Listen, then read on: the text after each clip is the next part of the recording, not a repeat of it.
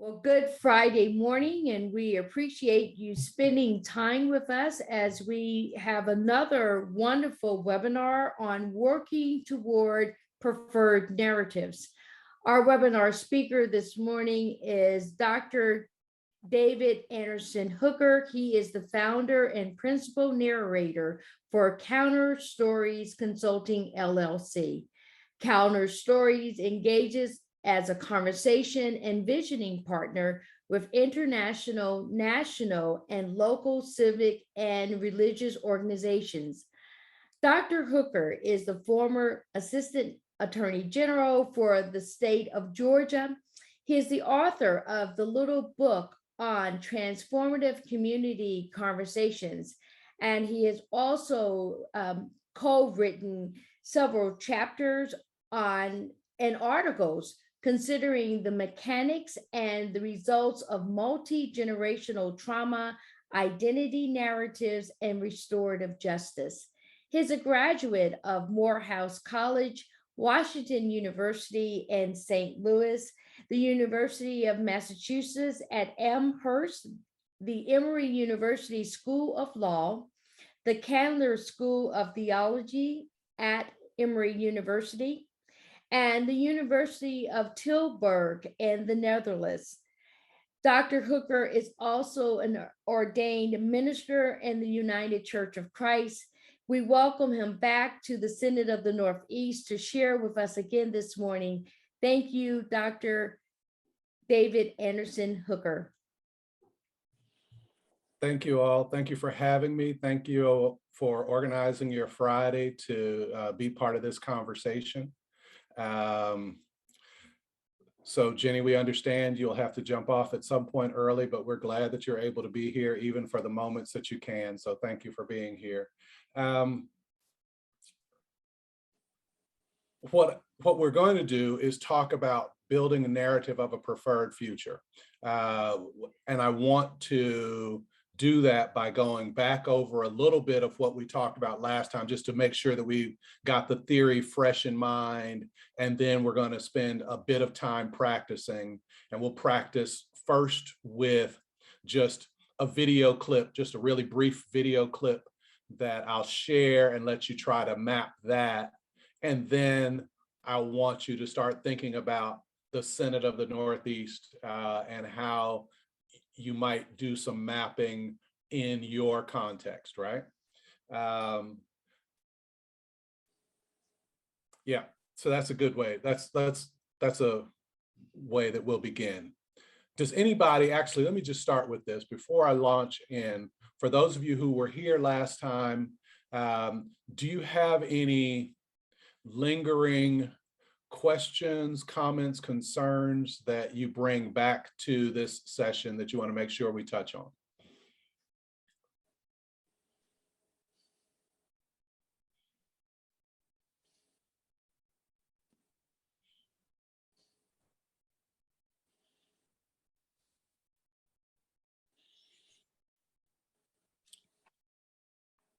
All right, I'll go with that. So yes, Nancy. I just wanted to say that after that session, I began to notice what we have been talking about frequently in the news. You know, and it was so striking. It's like, whoa, there it is, there it is, there it is. So do you have one example? Do you have one example of something that popped out for you? It had something to do with Russia and Ukraine, and I can't remember what the issue was at that moment in time, but it was very clear that the narrative that that was being put out by Russia was that's exactly what it was. Yeah. It was a narrative. It was their preferred narrative as to how they wanted the world to see what was going on. But I saw it in many instances, and it just helped me to have another lens to, you know, begin to understand at a deeper level how we're operating in different places in our world, in different, you know, systems in our world. Sure. So how many of you think, so Russia is right now saying that if Ukraine will give up the Donetsk and the Donbas areas, then they will give peace. They're willing to give peace if Ukraine is willing to cede a couple of territories.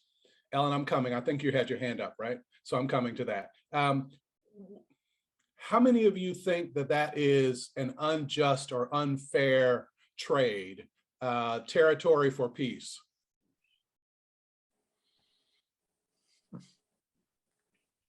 Yeah. You know, I think that too. And I wonder because about 170 years ago, when the United States was in the midst of its westward expansion, and at the end of in order to bring an end to the Mexican-American War, it required Mexico to cede what we now consider Texas and Arizona and Colorado and New Mexico as the provision for peace. And so when we signed the treaty at Hidalgo, Guadalupe, Hidalgo, whatever the treaty was, about 170 years ago, we did then what we are saying today is an absolutely unacceptable way of moving forward. And so I wonder if there is a narrative that you have in your mind that makes both of those make sense at the same time. The thing about narratives is often what they do is they connect two stories and they allow both of them to make sense. And sometimes we realize that the narratives that we operate in only make sense in the context that we operate in, and we can't take our narrative and transfer it somewhere else and expect that it will also make sense in another context. Just a thought. We're just getting started on that. Another narrative that I really love is my body, my choice. And I don't know when people are talking about pregnancy versus vaccination, where and how that situates, but it's just one of those. In some contexts, it makes all the sense in the world. In other contexts, maybe not so much. So, Ellen, you were coming in with a point. I was back to your original question. I watched the first session on the recording, Okay. and I was very taken, being a decently in order person by nature, and a Presbyterian by choice. I was very taken by the idea that narrative is used to exclude people who don't have a particular cultural experience and choice of expression and whatever. And what really has stayed with me since that session was not just the fact of hearing you and others point out the exclusionary uses and benefits of that and other Peace USA narratives, but the fact that I've had people of color tell me that before. And I remember them telling me that before, and I thought, well, no, if you give up those things, then what makes you Presbyterian at all? I mean, that's one of the very hardcore bedrock principles of Presbyterianism. And so I had chosen to reject that in the past. So I bring that up in the context of how often people with my experience in life say, well, I just didn't know. And I had no idea before George Floyd that any of this was happening, but we did know, and we have known. And I have had it pointed out to me that those Peace USA narratives were exclusionary. And I chose to find it either inconvenient or unconvincing or whatever was my excuse to decide that that wasn't something that I needed to change. But in the past session here, somehow I heard it differently. So thank you for that. That's beautiful. Thank you for that, Roberta. I had a question from last time. You talked about social construction theory, and then when I Googled it, I didn't really quite know where to go from there. And so I'm wondering if you have some suggested resources. The first two places to go are Ken and Mary Gergen, Gergen, Gergen. They have an introduction to social construction. It's a good reader, introduction to social construction. And then Vivian, Vivien, Vivian Burr, Burr, Vivian Burr has an introduction to social construction, which doesn't exactly align with what the Gergens say, but it also is a brilliant way to come into social construction theory. And then following the two threads that come out of that becomes really helpful. Okay, thank you. All right. All right, let's jump in. Thank you all. Let's jump in and see where we go today, see where this gets us.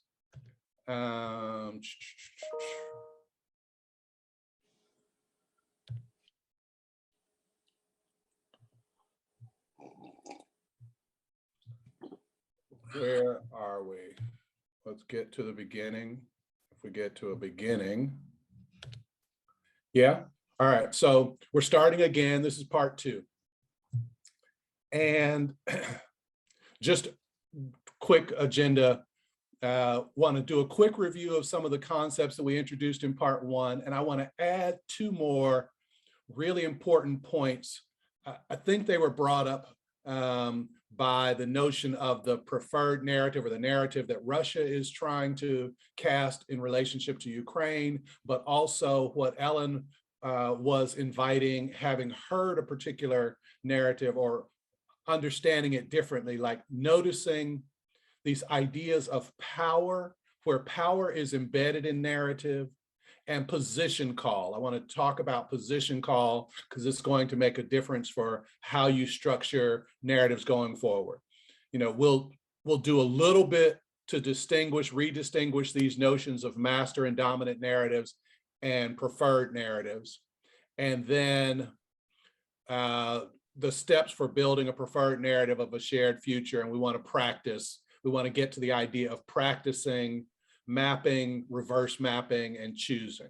So, and then I'll say just a word about how the mapping that you do actually helps to provide a roadmap for action. Because I've been doing this work for a long time in different forms and fashions, and it always is frustrating to me if the thing that we learn doesn't provide a clear roadmap or methodology for action. And so,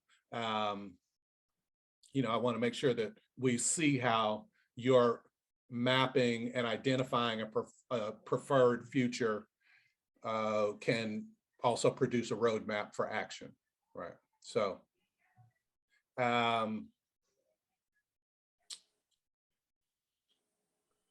concepts that we want to play with, that we use this language all the time. Human beings are one of our oldest and most continuing effective technologies is story. We tell stories, we shape our lives, we shape our understanding, we do meaning making within a story form. So human beings are meaning making machines, and that meaning is often transferred in story form, right? Those stories, though, are shaped by narratives. Narratives create the template.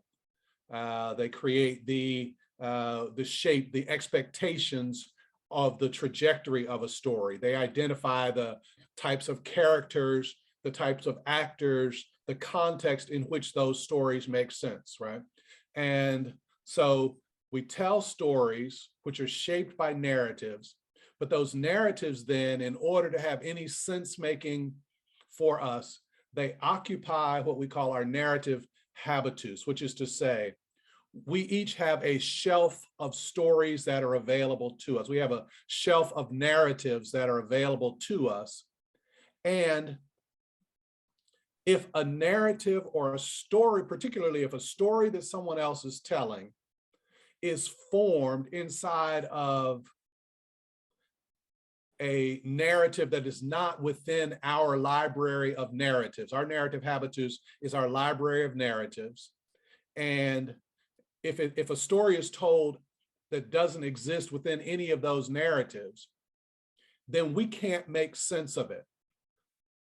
It's not within, and so what habitus does, narrative habitus comes from, it's a derivative of what Pierre Bourdieu talks about, which is habitus, which is like your habitus is what you find to be attractive, what you find to be proper, what's a right order, what makes sense. All of those things are within your habitus. And narrative habitus is just how that's all contained in narrative stories. So Ellen, when you said that someone said to you before that these practices were exclusionary, it didn't exist. You couldn't even make sense of what they were talking about because it's not something that existed within your narrative habitus. Once you hear the narrative somewhere else and you say, oh, well, that kind of makes sense.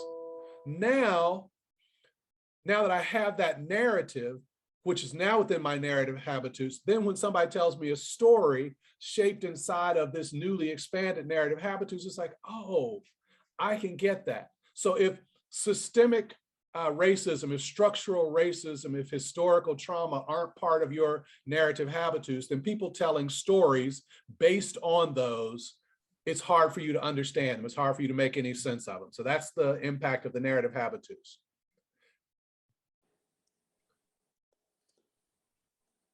So we've seen this. We're dashing past this, and if there's a clarification that you all need as I'm dashing past it, this was part of the last one. I just want to bring this back to mind, keep it present as we talk about the next piece. But we talked about stories, living local, and stories are different from just lists, like lists of events.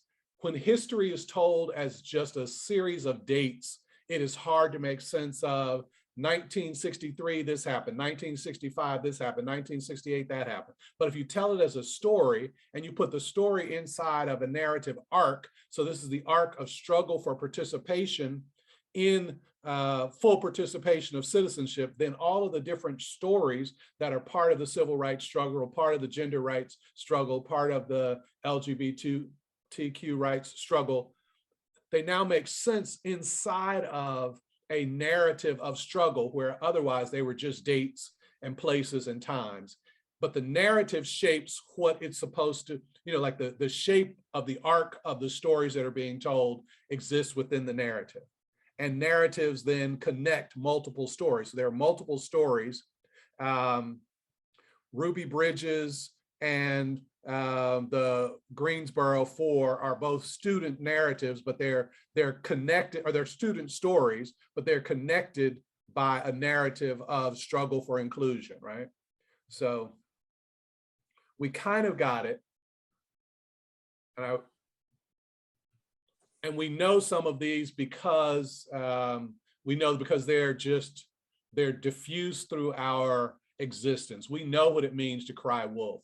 We know, we have some sense of what a David and Goliath experience is. We know what it means to try and try and try. I think I can, I think I can. Denise, I think it was Denise, said something about reading Malcolm Gladwell's David and Goliath. Would you just say a little word about that? I think that's right. Denise.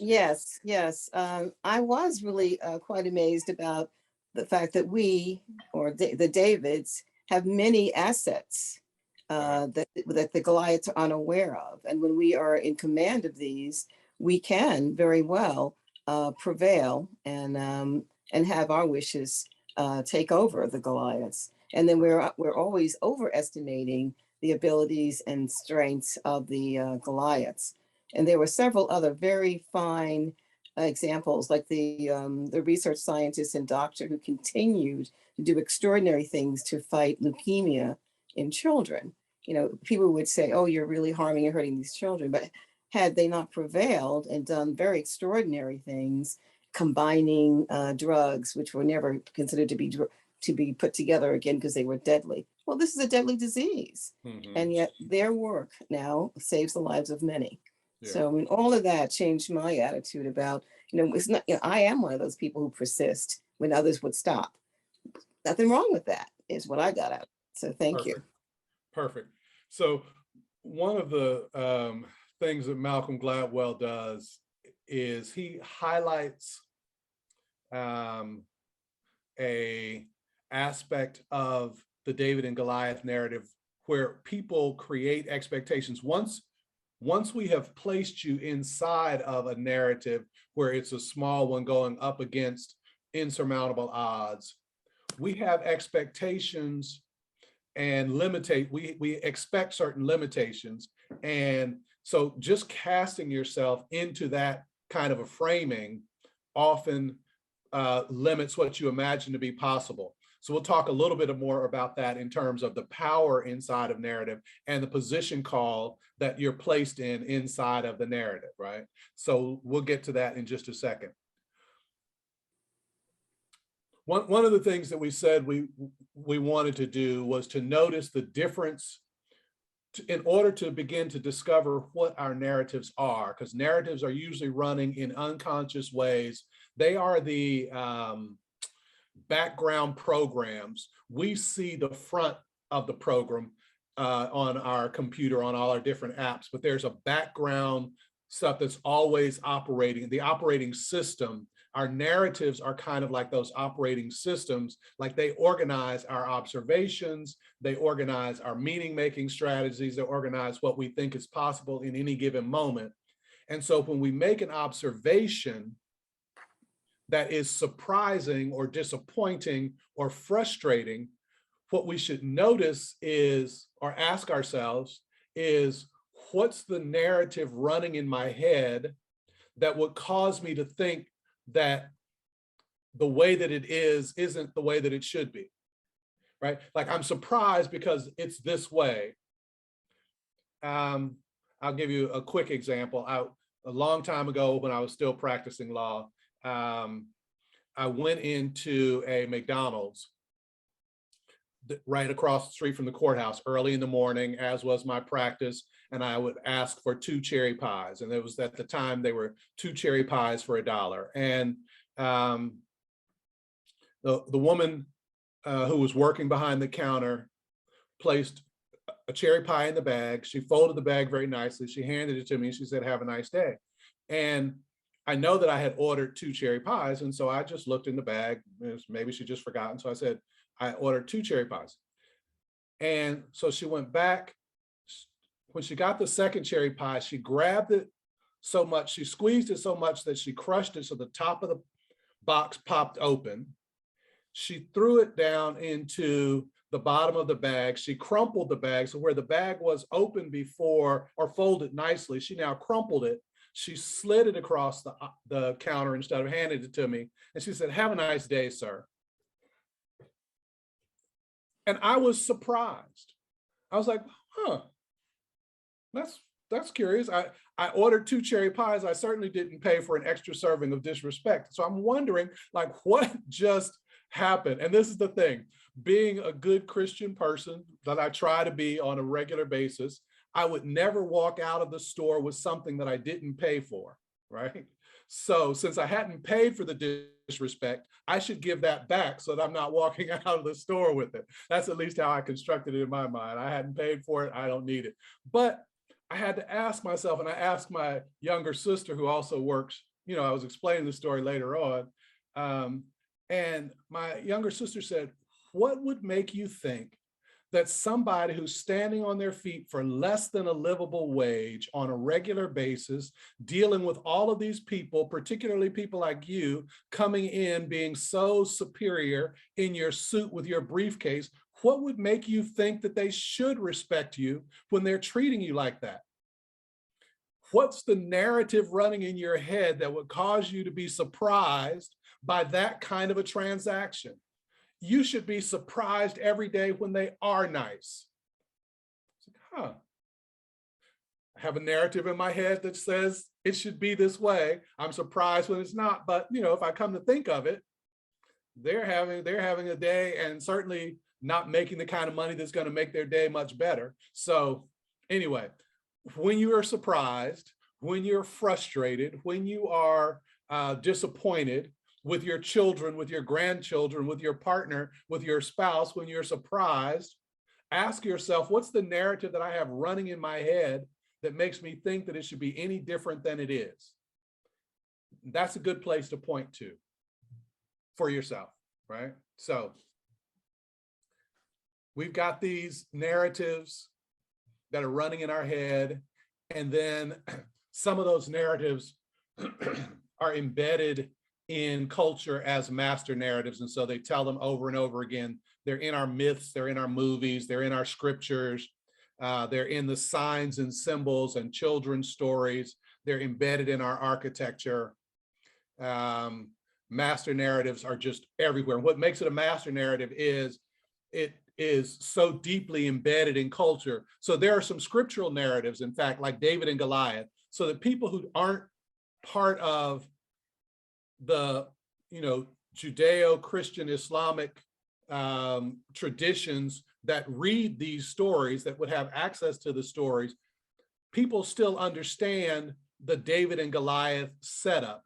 It's become a master narrative, even though you're not in one of those faith traditions. We know what a prodigal is, even if you're not in one of the faith traditions that calls that up. It's become master narrative. We know, you know, creation stories and embedded in our children's stories are certain kinds of master narratives. And so they shape the way that we think, they shape our expectations, they shape the way that we relate to others, because we relate to others by placing them as characters and positions in the narratives that are running our mind. We don't necessarily do it consciously, but we place people and things, objects, in our narrative and give them certain expectations and certain power and authority. Make sure you all get that. I want to see how you do that. Oh, master narratives are placed in history as well, are embedded in history as well. So Russia, because it's the evil empire, we don't really embrace their notion of eastward expansion, but we hide the empire nature of the United States. The United States is one of the best, most hidden empires. It has a history that's told in a way that hides the empire status of our country, right? There are US Virgin Islands, Puerto Rico, Alaska, Hawaii, Guam, all of the westward expansion. We hide the nature, Alaska even. We hide the empire nature under which we exist. And so we see ourselves as kind of this freedom beacon of light and not necessarily as empire because of the way it's embedded in history. So we have a master narrative that talks about us as a source of freedom as opposed to as one of the last superpowers and empires.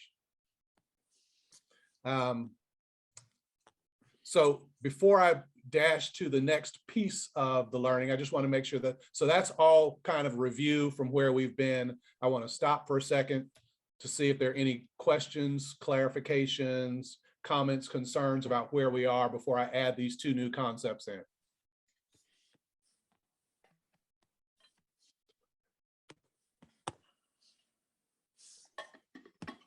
And if there were questions that people put in the chat, I apologize, I wasn't reading them. So now may be your time.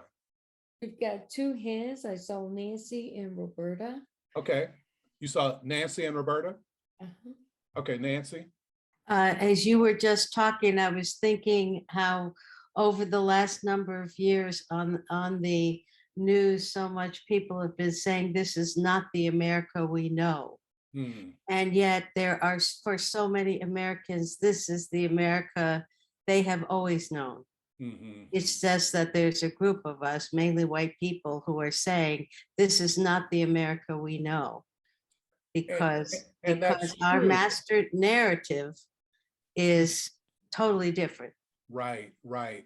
And And I will tell you that the disruption comes from a portion of the master narrative that you never actually thought was going to involve anybody else. The notion of e pluribus unum, out of many one, was to produce a particular kind of America. So when other folks say we are part of the pluribus, Mhm, make us part of the unum, it becomes disruptive. mhm. So Nancy, Roberta, and then Tom. So when I heard when you made the comment, it shapes how we relate to other people because we place them in certain positions of power and authority based on our own narrative. That sounded an awful lot like what in psychology we would call projection. Oh, no. It's not projection. It's projection is different in the sense that in a conscious or sometimes unconscious way, I am projecting onto you. This is my understanding. I haven't, studied psychology for a bunch of years. We project onto others qualities and things that we either expect of them or we are assigning them. We're assigning them a particular character in our life, right? Yeah. So that is projection. Narrative is even broader than that because the way that we make sense, the way that we position people in our narratives, we do it unconsciously, not at a psychodynamic level, but just at the broadest level, the meta levels of meaning making, right? And so we understand who people are in our narrative based on how we have placed them there, usually often unconsciously. But we place them there. And so it has some of those projection qualities, but it also by placing them in a particular narrative, we give them power and authority, or we deny them power and authority. I'll tell you in scripture when it happened, one of the places that is most, in my mind, most powerful. After 3 years of ministry, Jesus said, you all have been my disciples for all this entire time. I'm leaving so that you can do more amazing things. And so from this point on, you are no longer my disciples, you are my friend. Because a friend has a lot different kind of expectations and authority. So I've just placed you into a new narrative with expectations and extended your power and your privilege and your possibilities because that's my friend, right? And so my friends have a lot more authority. So that was a narrative shift among the narrative shifts that Jesus did. Jesus was a master narrative maker, creator. So anyway, we'll keep moving with that. Tom, let me come to you. I'm preaching on Sunday, Palm Sunday. And the texts are from Mark, and Jesus is welcomed into Jerusalem, and the people are blessed be the one who comes and establishes the kingdom of David, basically. Yeah. But later, Pilate asks the people for the question, what shall I do with Jesus? And the response is, crucify him, crucify him. These are, to me, are narratives, and maybe I'm wrong on that, but in a sense, it shows a shift in the narrative as far as the people living in Jerusalem. Yeah, so the thing that we miss in that series of pericopes is that the people who are traveling along the road with Jesus are operating in a particular narrative. That narrative is cast in the 118th Psalm. So it's been in the Jewish tradition Psalm book for a long time. He will come running. Blessed is the one who comes in the name of the Lord. Hosanna in the highest. They don't know that he has one. That is the prelude to the entry of Messiah. So they're singing a particular song. But you have to know that there are exclusionary practices in the empire. And so the ones who get inside of the court aren't the same poor ones, because the ones who are doing the 118th Psalm, you know, the stone that the builder rejected will become the chief cornerstone. They're singing a particular song. Blessed is the one who comes in the name of the Lord. Hosanna in the highest. But those folks are going to be excluded from the temple where from the courtyard where the trial is happening. It's not the same folks. So you really have two different audiences. You have two completely different audiences who relate to this same Jesus in very different ways. One saying he's coming to upend the current order. Hallelujah. The other saying he's coming to upend the current order. Crucify him. Mhm. But it's also the crucify, to me, symbolizes that the people want to have the status quo, and Jesus is going to change that status quo. Yeah, absolutely. He's changing the narrative. He's demanding a narrative shift, and they're like, we're not going for it. This is not the Israel. This is not the Jerusalem that we know. Well, I just thought you were getting my mind going on what's in my mind. All right. Okay. Here we go. So let's see, where were we? We are here. Yeah. All right. So I want to introduce two new concepts. Position call, power, and then I guess the third concept really is lines of force. But a position call, this is Louis Althusser, brilliant idea, brilliant philosopher. The language that we use, the language that one party uses places others within the narrative, within a particular position, within the story. So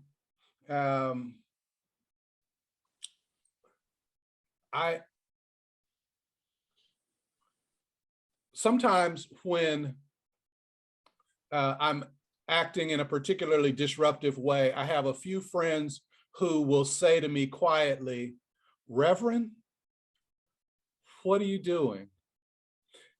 Just by naming me Reverend, they are inviting me to assume a particular position.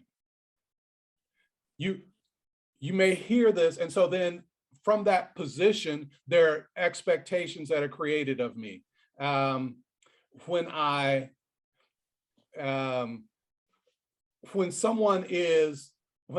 crafting a particular narrative and someone is occupying a particular place in my narrative, they have a certain character, they have a certain role, and every character has power, position. So the boy who cried wolf, there are wolves out there. So if I name the wolf, right, then that identifies what the wolf's power is, and that the wolf is in fact evil, that the wolf is, has certain limitations or characteristics. We use our narrative, the way that we construct it, to position people in with expectations, like the whole disciple versus friend thing. The exact same person occupies the space of friend, fiance, spouse, ex. And in each one of those, it's not that their capabilities change, it's not that their capacities change, it's not that their being changes, but they have different power, they have different expectations, they have different limitations that are placed on them based on the positioning that we have for them inside of our narrative. Make sense? Which is also why in certain communities, like in Black community, family means something different often. It's not nuclear family. And so I walk into a room and I'm like, hey, what's up, fam? What's up, family? Like you all are family. And so I might call somebody sis who has nothing to do with my genealogy. If I do a genealogy, they never show up, but they are my sister. When Cory Booker called Justice Ketanji Brown Jackson, when he said, sis, I got you, they're not related, but they are. What's up, cuz? We create a sense of connection, and we have expectations of those who are family. It's not limited by the nuclear notion of families. We've placed them in it.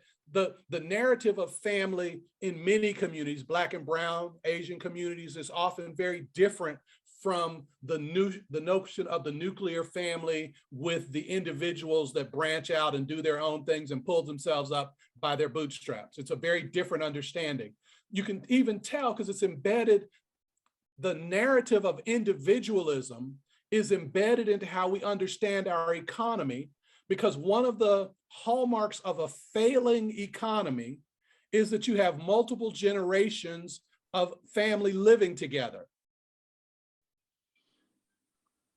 So when the economist comes on and they say the economy is really bad, they come on NPR and they say the economy is really bad, and they give you the numbers of how many people in multiple generation households.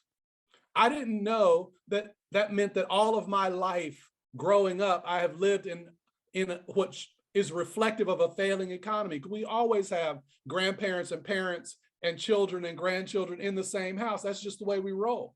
That's the way you organize your life. That's not a failed economy necessarily. But the narrative of individualism, pushing out for success, that kind of thing. Anyway, we got to keep moving because we got to do some work. So you get positioned inside of somebody's narrative. You position people inside of your narratives. Those aren't always aligned. Sometimes where I position you or the position that you're offering me, I will reject that. I will say, nah, that's not, I'm not accepting that as my position. And so then there's the contestation associated with that. But inside of those narratives, there is power, because power has expectations, it has limitations, it tells what we will expect, what we will accept. Narratives shape what we accept for some, right? And so there are some folks who are suffering, who are on the side of the road, but we have a narrative that suggests that this, these United States are fair and accessible to everybody. And so we will accept homelessness and lack of access to healthcare and children sleeping on the street, because somehow it doesn't disrupt a narrative that we have about the way that the world could be or should be organized. And in many instances, we actually even position them as thugs and junkies and whatever else that should be on the side of the road. That's the expectation. They should be on the side of the road, right? So it contains a certain kind of power. Narratives establish positions, and then it's a line of force that allows you to escape a narrative that limits you. So lines of force are also power, but they're power to resist the limitations. One other thing about this really quickly, the absent but implicit. Whenever you tell a story, the narrative fills in the components. When you're telling a story, there's stuff that you don't have to say. It's absent but implicit in the story, and the narrative fills it in. And so we add in pieces when we're listening to other people's stories. We fill in the parts that they don't say to align with the narrative through which we're making the interpretation. Like, I never said I actually paid for the cherry pies, but we just assume that if I'm getting them, that I paid for it. That's like, it's absent, but it's implied. It's absent, but implicit, because that would change the whole story, right? If they gave me one cherry pie and I'm getting ready to walk out, but I had never paid for either one of them, then that changes the whole story. It's absent, but implicit that it goes a particular way. Anyway, so I was going to do this at a breakout session, but I don't want to, because we've got another piece of work to do. So I'd like one person, while we're all together, to be willing to tell a story of a conflict. I don't want you to explain it. I don't want you to explain why it was a conflict. I just need you to tell a story of conflict. Less than 3 minutes. It's got to be short. Just explain, tell us a story of conflict, and everyone else is going to listen for what's absent but implicit, and what are the narratives or master narratives that may be shaping the story itself. So can I get one volunteer that will share a story of conflict. Don't explain it. Don't tell me the moral of it. Don't tell me none of that, just the story itself.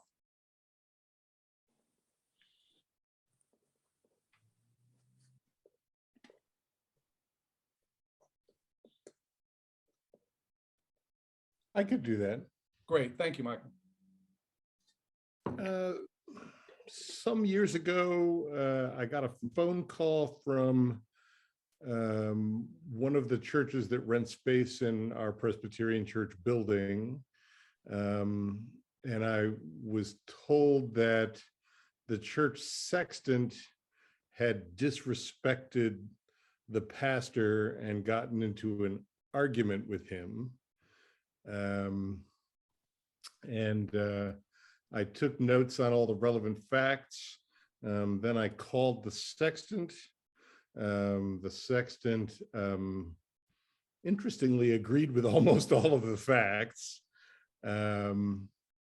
He was also wanting to make some accusations that they had damaged some parts of the building that they said they didn't damage. I actually felt like that situation, I talked to both parties. I felt it was resolved, but the session wanted to talk about it further. And they wanted me to reinforce the messages. I made an appointment with the sexton for a few days later. He was sometimes hard to find times to talk to. And I came in, I made the appointment on Sunday. The appointment was on Wednesday. I came in Tuesday. There was a brief note that he quit, and a set of keys in my mail slot.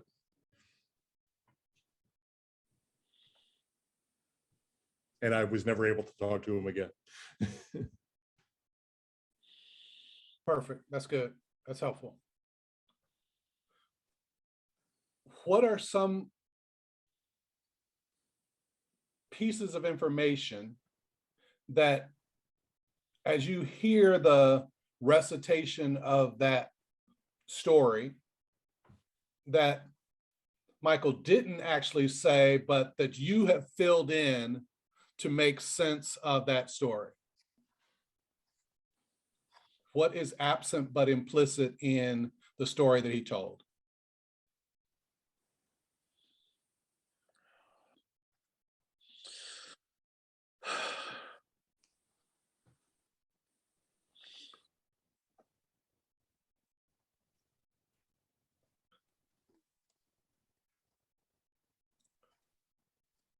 I think the sexton just automatically believed that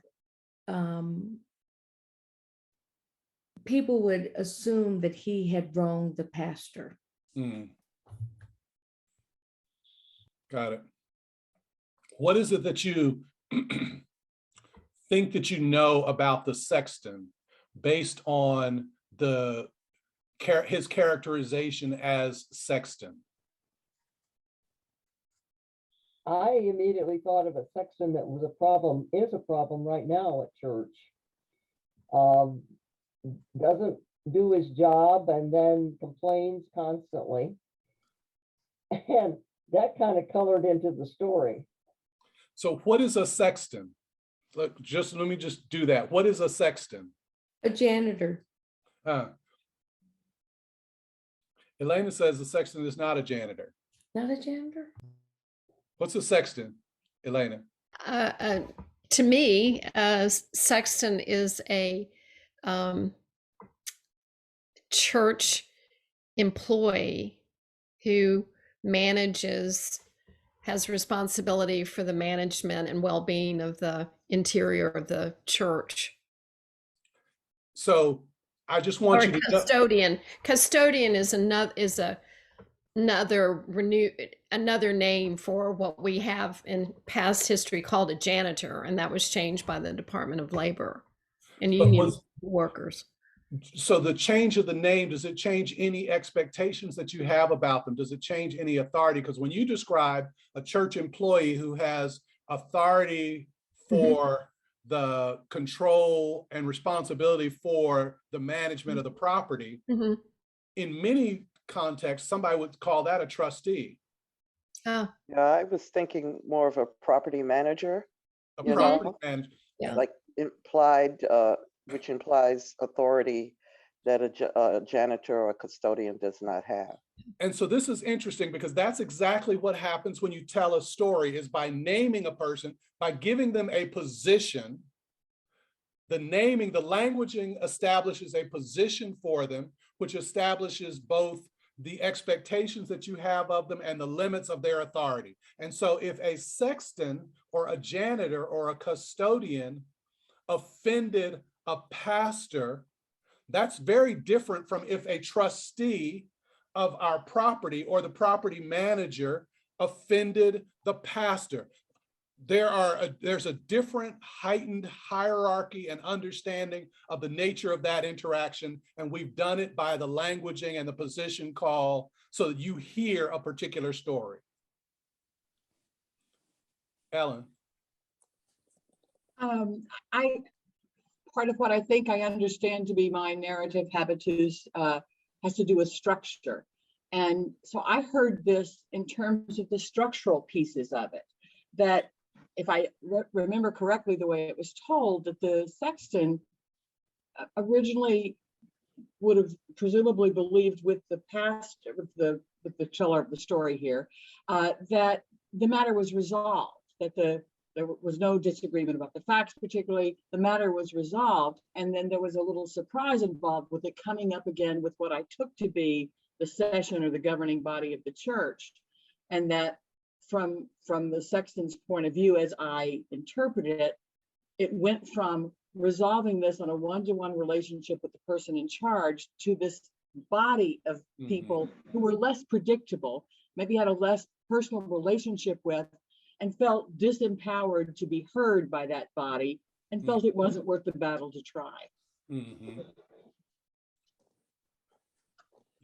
Yeah, so it's possible because Michael, the way you said the sexton agreed with most of the facts. You described them as relevant facts.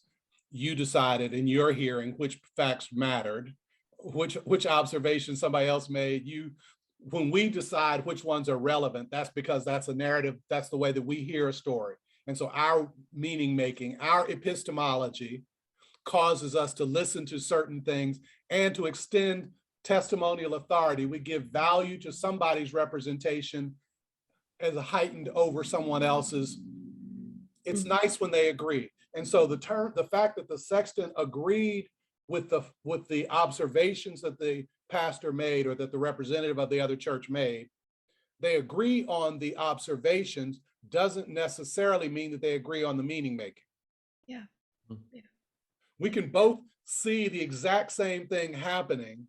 And because I operated with one narrative and you're operating inside of another, what for me is an exchange for you feels like disrespect, right?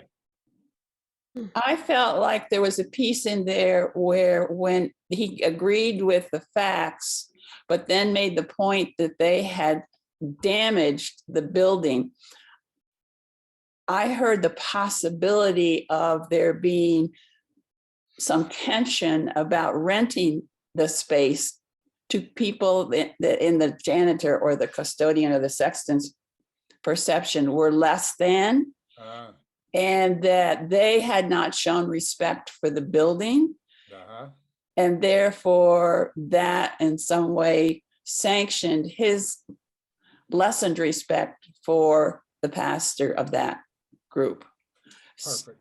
All of that is embedded. I just want you all to hear that in this really short recitation, there's a whole lot of other stuff that's showing up in that story. And most of that other stuff isn't in the story, it's in our narrative. It's how we make meaning of the few observations that are available for us, right? And so we notice that we position people differently in those narratives and then use that as meaning making, and also then determine where and how our power should be used when we have power to extend to the situation, how we will use our power to properly organize, to restore the decency and order that is said to exist in these circumstances, right? We use our both our narrative and our positional authority to reorder it in a particular way towards a status quo that we accept or desire.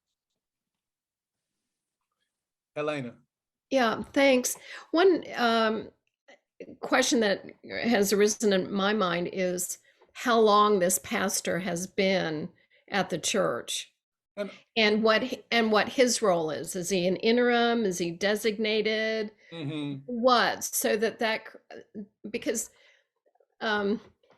there's time that's needed to understand the narrative of a congregation or the leadership group or the past pastor, and that's a missing for me, or I'm wondering about that. Yeah. So I don't want to actually stay too long in the story. I just wanted us to notice where and how these ideas of absent but implicit power and positioning all show up, even in some small pericope. And so this is happening all the time, and it's shaping the way that we are understanding, and it will also shape how we then later construct a narrative of a preferred future. How do we, with all these different ideas and narratives that people are operating in, how do we get to a narrative of a preferred future? Here's the kind of the point at the end, the final point, which is that we're not at the end, but I just want to make this one in case we never get there. Is that we can't create a shared narrative of a future. Our work is not to create a shared narrative of a future. Our work is to create a narrative of a shared future. I need to make sure you all hear that distinction. A shared narrative of the future requires either consensus or it is designed and developed by power, usually the current way that power is distributed throughout a system. We will use that as the basis from which to project a future. That's a shared narrative of a future. Everybody has to get on board. We're not working on a shared narrative of a future. We're working on constructing a narrative of a shared future, a commitment to everybody fully flourishing, experience the fullness of their dignity going forward. And our work is to create and continue to create a context in which everyone has fundamentally equitable access to the relationships, resources, structures, testimonial authority that they each need individually and collectively to survive, to thrive, and to manifest their full capabilities. It is a narrative of a shared future is the work.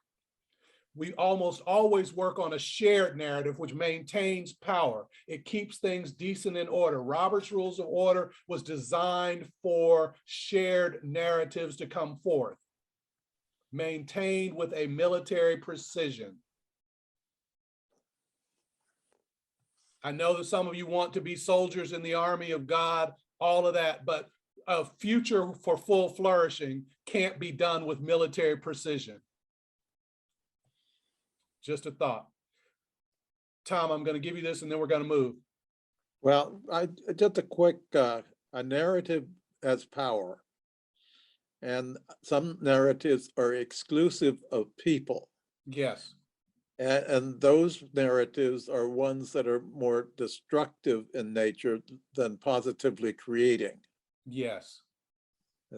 Okay, that's just trying to expand that because there are so many narratives out there in our society today that are more destructive than they are fruitful in bringing a better way of life for others. Right. There are dominant narratives, and many of the dominant narratives create constraints for people's full flourishing and full possibilities, but they are systems, structures, policies, practices, relationships are organized in alignment with these dominant narratives that don't necessarily create space for full flourishing.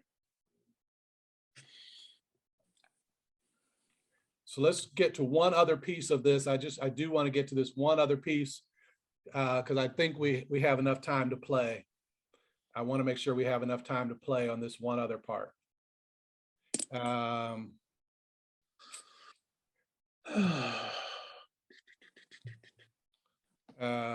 So where did we go? Where do we go? No. I want to skip that. I need to skip that for now. No, we got to skip that. Sorry. I'll come back to it. I want us to see it, but I need to skip it for now. Go here. All right. All right. This is the work. How do we build a narrative of a preferred future? Is that what you all are seeing? Yes. Okay. Yes. All right. Basic steps in how to build a narrative of a preferred future. We have to discover what the dominant narrative of the synod or the presbytery of the session, what are the dominant narratives? And then understand which parts of the dominant narrative occur as problem story to others. Like, is the way that systems and structures are set up, the dominant narratives, the agreed upon belief system, who gets excluded, who gets marginalized, who has lesser access to the possibility of full flourishing, who has less testimonial authority, like who do we listen to less in the building and the going forward. So we have to understand which parts of the dominant narrative occur to some as problem story. And then uncover counter narratives, like what are narratives that people operate in resistance to dominant narratives. A counter narrative is resistance to a dominant narrative, and it's one that usually is cast in a way that creates the possibility for greater flourishing, for greater agency, for greater opportunity to thrive. And so I have a different story than the one that people tell about me. If it gives me greater opportunity to thrive. And then somehow we have to choose. So we have dominant narratives, we have dominant narratives and counter narratives that are constantly interacting with one another. And then we have to choose a preferred narrative, choose a way of operating or going forward.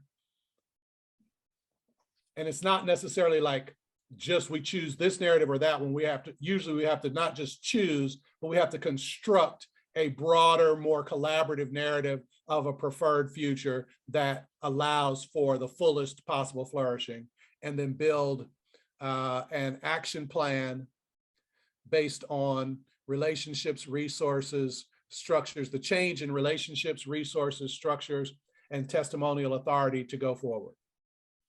I might say a little bit more about that, but let me make sure we get this narrative piece. How do we build a narrative? You identify the components of a current system that are problematic. They are not the problem. If you think of something as the problem, most of us think in terms of math. If it's a problem, there is a solution. But usually things that are problematic are part of a complex system of limitations, constraints, and so forth. So it's not like just one or another, but there are multiple problematics that you want to notice. And we start with this assertion: people aren't the problem is the problem. How do we name the problem? So if, for instance, there is, as between the congregation that owns the building and the congregations that lease space in the building, if one portion of the problematic may be a lack of understanding between the different worshiping styles, or the different communities, right? The different worshiping communities. They have different understandings, they have different symbols, they have different significances. And so If one has a higher or a lower Christology than the other, they may do something very different with how they treat symbols, how they treat, if they're not in the same tradition, they may choose to look at your book of order with a very different understanding. They may operate very differently. So if the people are people are not the problem is the problem. The idea is to name the problematics: fear, apathy, separation, misunderstanding, misinformation. If you name those, then you can start mapping. This is the way the map works, is you name the first level impacts. In the presence of fear and misunderstanding, how do some people react? How do other people react? So, the community is being built by the actions of multiple people, and they may be acting differently in response to misinformation, fear, different, confessional systems. They're acting differently. And so we notice what the impacts are, but it's not the people themselves that are the problem. The problem is the problem and how we name that problem. And so the disregard for the authority or the integrity of the sexton, by virtue of their hierarchy, their positioning, is actually a reaction to, maybe possibly a reaction to class status or some other identity marker that places them, makes them lower than or less than others. Or it could be that because there are class and identity markers that make some less than others, the sexton might be responding to the other congregation based on the same problematic, right? And so we're noticing the reactions to the problematic. You have to map that and then tell stories about it.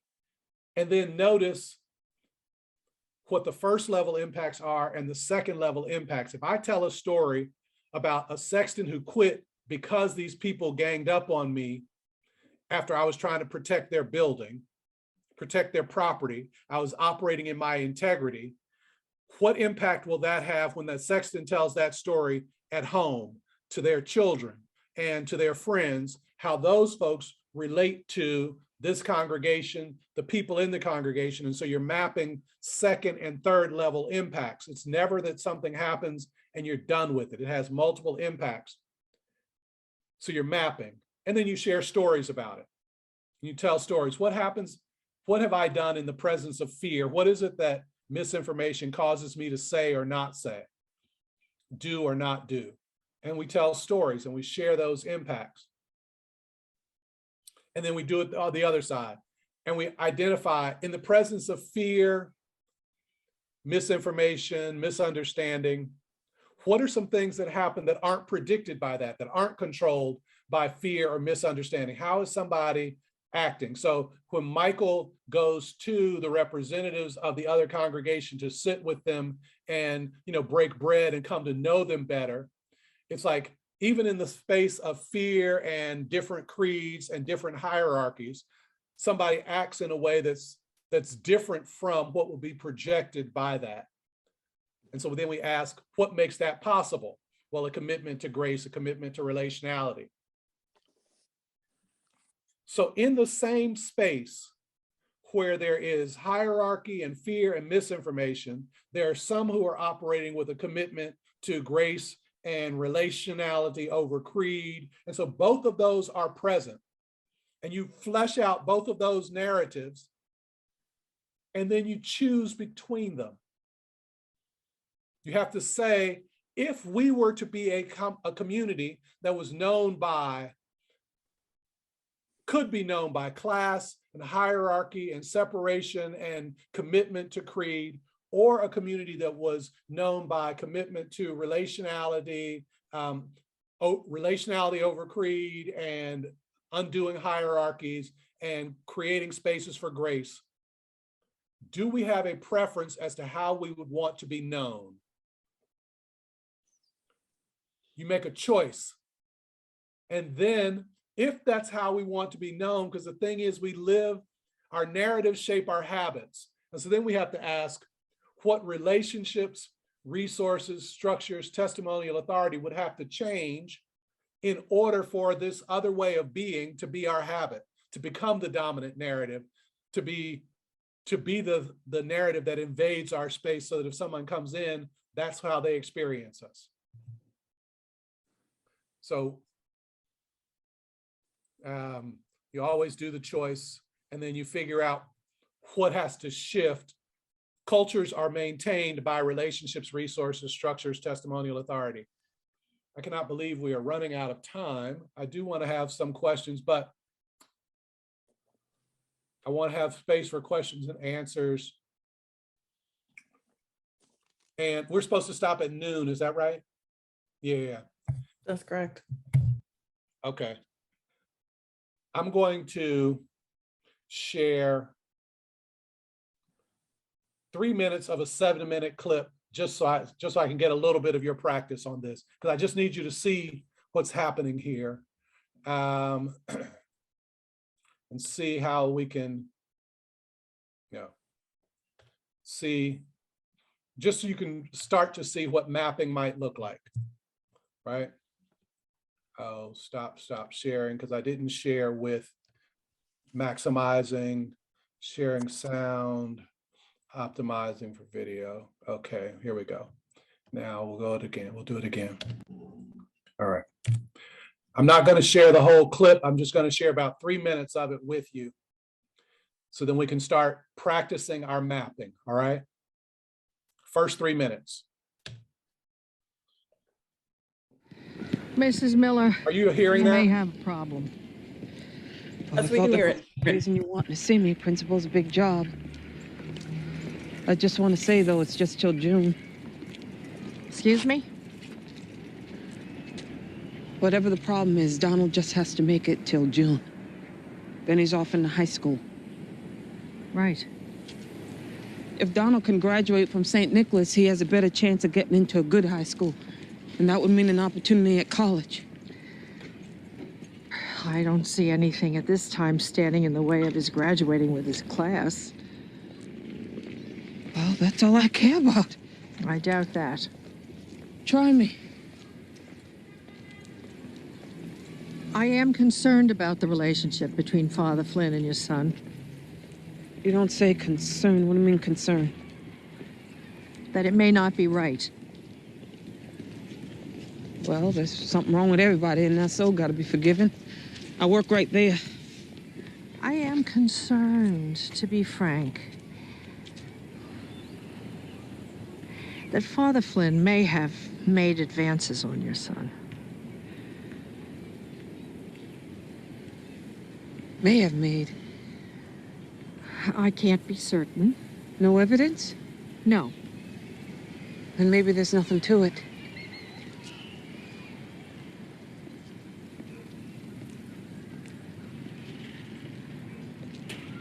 I think there is something to it. I think Father Flynn gave Donald that altar wine. Why would he do that? Has Donald been acting strangely? No. Nothing out of the ordinary? He's been himself. All right. Look, sister, I don't want any trouble. I'm not sure you completely understand. I think I understand the kind of thing you're talking about, but I don't want to get into it. What's that? Look, I only have a few minutes. Not to be disagreeing, but if we're talking about something floating around between this priest and my son, it ain't my son's fault. Oh, I'm not suggesting He's just a boy. I know. 12 years old. If someone should be taking blame, it should be the man, not the boy. I agree with you completely. You're agreeing with me, but I got called to the principal, if you know what I'm saying. I am concerned about Donald's welfare. You honestly think that priest gave Donald that wine to drink? Yes, I do. Then how come my son got kicked off the altar boys if it was a man that gave it to him?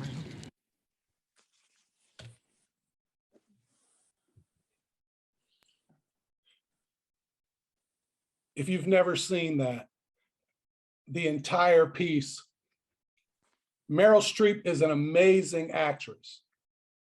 I could be biased. I will tell you, Viola Davis acted circles around her in that moment. Viola Davis was flat out amazing.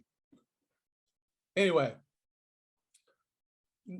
people aren't the problem. The problem is the problem. We only had like 3 or 4 minutes of an exchange between them. How do you begin to map the problem parts of that story?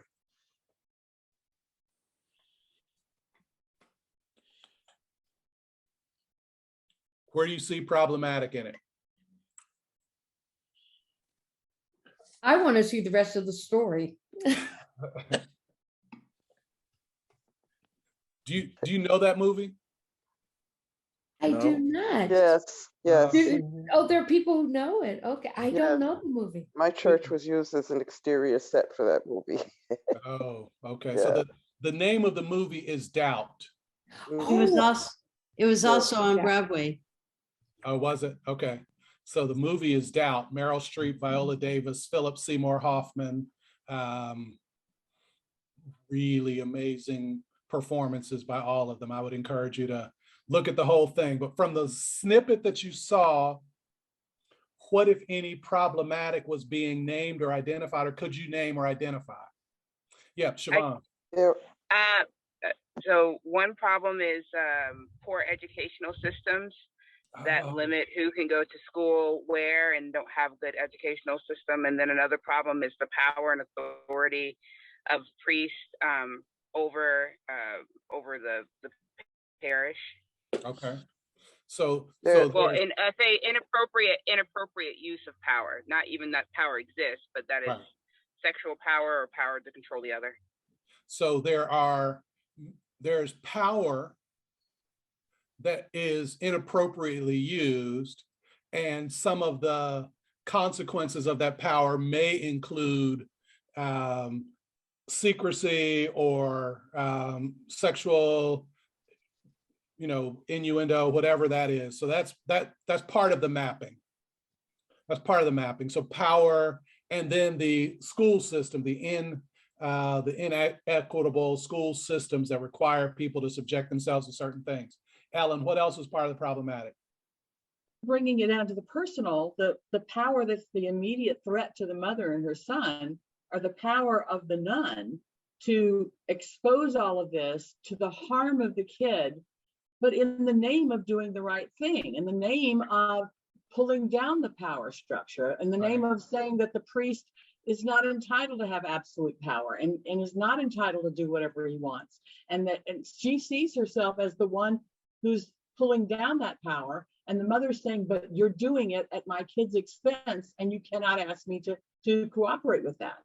And so power, inequitable power, use of power are all part of the problematic. And then you map it in different ways. And so there's a use of power, there's an abuse of power, there's a use of power that has collateral consequences, there's an inequitable access to power. When you're naming what's happening in your synod or in your presbytery or in your session, you want to be able to notice that there's always power. And sometimes it's the use of power or the abuse of power. The use of power with the intention of doing the right thing that has collateral consequences for others who are can be otherwise impacted. It's just something to notice, right? Power doesn't always cut the exact same way. And so when you're naming it, you want to name it both as part of the problem, but also it seems like there was a use of power or an attempt to use power to improve the circumstance, right? And so you want to be able to map all of that. What else did you notice as part of the problematic? Michael, is that your hand? Yeah, there seems to, I'm noticing the way the mother is trapped in her lack of power between two things. Like she needs to protect her son. She also needs her son to get an education. And the poignancy of that lack of power is really striking. Yeah. And so that inequitable power or the sense of powerlessness maps in a couple of different ways. And among them are the possibility, at least from what we've heard, is the possibility of allowing her son to have certain experiences in order to have other experiences. Some of them are not positive in order to have the possibility of future flourishing. And so all of that is in there. When you're mapping and you're trying to understand the ways that your community is constructed, the problematic, as you name them, can contribute to a number of things. So it's not just that one problem connects to one outcome. It's that it has multiple impacts, and you're trying to name all of them because all of those narratives are combining to create your community, your communities. Barbara. You're muted, you're muted, you're muted. It's the wonderful last scene where the mother is questioning power. She says, my son is 13 years old, and why is he, who gave him the wine, and why isn't he being challenged? Right. That was, I thought, just really, it was really a mother being very thoughtful in her fear. And there's a place too where the mother is afraid my son might not graduate or whatever it is that is the thing that the mother is called in to talk about something that an adult may be doing to her child. So let me just make sure I get this. What are some of the positive things that are happening that seem, even in that power mashup, what are some things that are happening that seem to be kind of, that are counter to that power dynamic? Did you notice some other things that were happening that people were saying or doing that really run counter to that dominant narrative? What were some of those things? The mother was not automatically accepting what the fact that the mother was saying to her. She was questioning, and she may or may not have been in denial. Perfect. Yes, the way the mother was speaking back, you know. Yep. It felt to me like she wasn't accepting of the status quo of, you know, it's the child's fault, and it'd be best if the child left the school. And she was fighting for her kids' education. Right. Okay. it felt to me like the mother was eye to eye with the principal, that she did not accept an inferior position or come out of a lack of power. She really was eye to eye. We're equals. I'm talking to you as an equal here. Mm-hmm.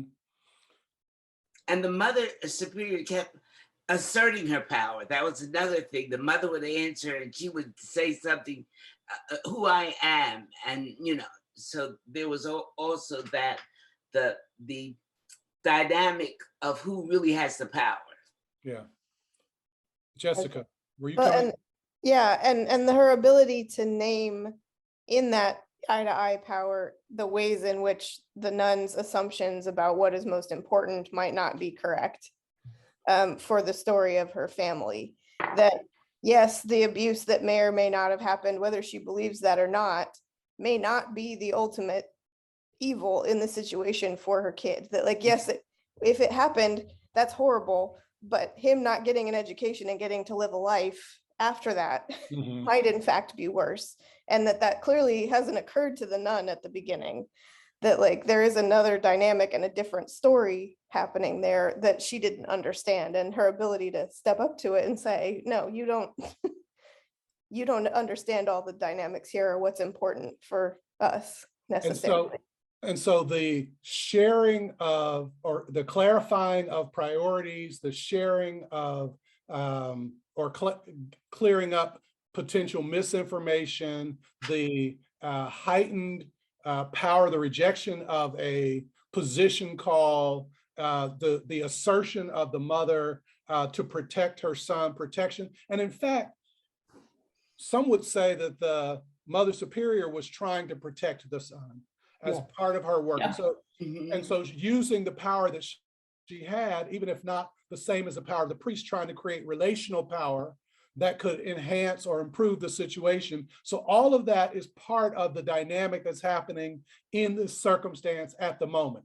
And so you've got power being used in relational ways as well as in abusive ways. You've got lack of information, you've got misinformation being clarified, but you've also got misinformation being used, or the lack of information, the doubt being used to create circumstances that could produce harm, or building on that doubt to create an opening or a line of force that would allow the young boy to be able to work his way through successfully. So all of that is happening. You've got multiple narrative strands happening that make up this community.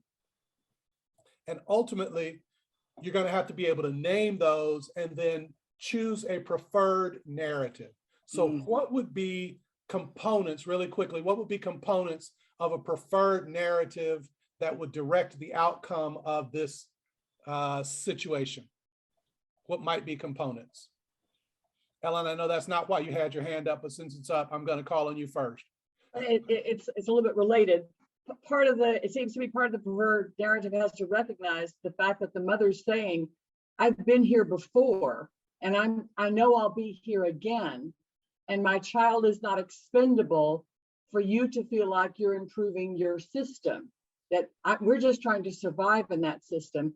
And I don't want to be expendable in that, as we have been before and will be again. Somehow the preferred narrative has to recognize that that everybody has to be included. So everybody is being included, that power is used in ways that create the possibility that all are included and allowed to flourish. That's wonderful. Give me one other part of the preferred narrative. Murphy, you had your hand up before and I didn't call on you, so I'm calling on you now for a different question, but I'm dragging you into the conversation. Give me one other part of a preferred narrative.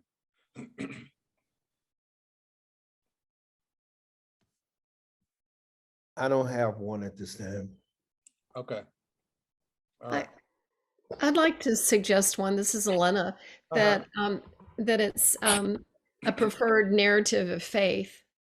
Like in opposition to the title of the movie, that we're not living in a relationship where we're always moving around, doubting, kind of trying to take care of ourselves, but rather a future in which faith flourishes. But how one gets to that, the strategic actions of that, I'm not responding to, because that's an ongoing process, isn't it? But we go to faith, that we flourish in faith. And so what do we have to change in terms of relationships, resources, structures, so that we move from doubt to faith, so that we move in a place where everybody has testimonial authority, where it's likely that not only this mother's son, but every mother's son experiences health and wholeness, and that systems are in place to deny and mitigate any abuses of power, but that power be used towards the best end to create and support the full flourishing of all of the students, as well as the faculty, administrators in the space. Michael. So we've been talking about the narrative that is currently operative in the past up until the present moment. But we've also in this workshop discussed building how did you put it? A narrative for a shared future. Right.